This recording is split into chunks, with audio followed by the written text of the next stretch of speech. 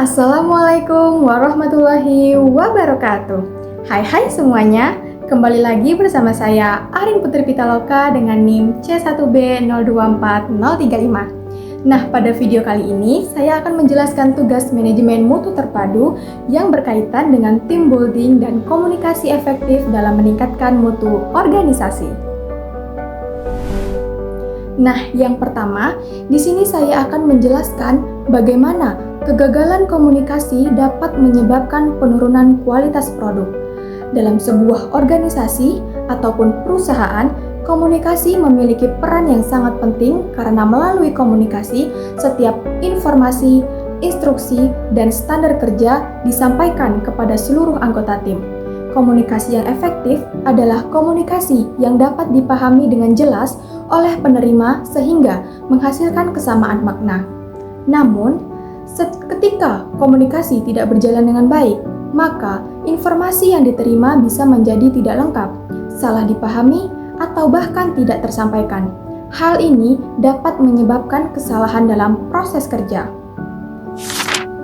Nah, sebagai contoh, jika bagian manajemen tidak menjelaskan standar kualitas produk atau layanan dengan jelas kepada tim operasional, maka tim bisa saja memberikan hasil kerja yang tidak sesuai dengan standar perusahaan.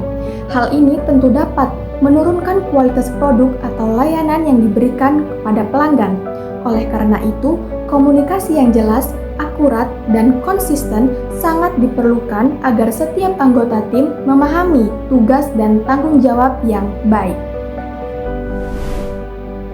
Nah, selanjutnya, di sini saya akan menganalisis contoh perusahaan yang berhasil menerapkan team building dalam meningkatkan mutu. Nah, salah satu contoh perusahaan yang berhasil menerapkan kerja tim dengan baik adalah Gojek. Perusahaan ini bergerak di bidang teknologi dan layanan digital yang melibatkan banyak tim, seperti tim pengembangan aplikasi, tim operasional, hingga tim layanan pelanggan.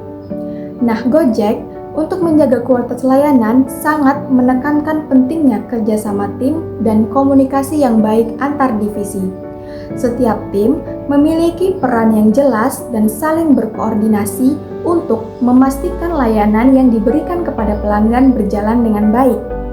Selain itu, perusahaan juga sering melakukan evaluasi tim, diskusi, dan kolaborasi antar anggota tim untuk menyelesaikan masalah yang muncul. Dengan adanya team building yang baik, setiap anggota tim dapat bekerja sama secara efektif sehingga kualitas layanan kepada pelanggan tetap terjaga. Nah, yang terakhir, saya akan memberikan solusi untuk meningkatkan kerja tim dalam organisasi yang sedang mengalami konflik. Konflik dalam organisasi sebenarnya merupakan hal yang cukup wajar terjadi, terutama jika terdapat perbedaan pendapat atau cara kerja antar anggota tim. Namun, konflik tersebut harus dikelola dengan baik agar tidak mengganggu kinerja organisasi. Beberapa solusi yang dapat dilakukan antara lain, memperbaiki komunikasi antar anggota tim dengan mengadakan diskusi terbuka agar setiap anggota dapat menyampaikan pendapat secara jelas. Selain itu, pemimpin juga perlu berperan sebagai mediator yang adil dalam menyelesaikan konflik. Organisasi juga dapat membuat aturan kerja tim yang jelas melalui tim charter, yaitu kesepakatan mengenai cara kerja tim, jadwal komunikasi, serta pembagian tugas. Selain itu, pembagian peran yang jelas juga dapat membantu setiap anggota tim memahami tanggung jawabnya masing-masing. Baiklah, sebagai kesimpulan dari tugas ini, komunikasi efektif dan kerja tim yang baik merupakan faktor penting dalam menjaga kualitas kerja dalam sebuah organisasi. Dengan komunikasi yang jelas dan kerja tim yang solid, organisasi akan lebih mudah mencapai tujuan serta meningkatkan kualitas produk atau layanan yang dihasilkan.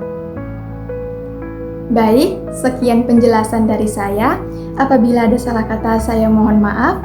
Terima kasih. Wassalamualaikum warahmatullahi wabarakatuh. Sampai bertemu di video selanjutnya.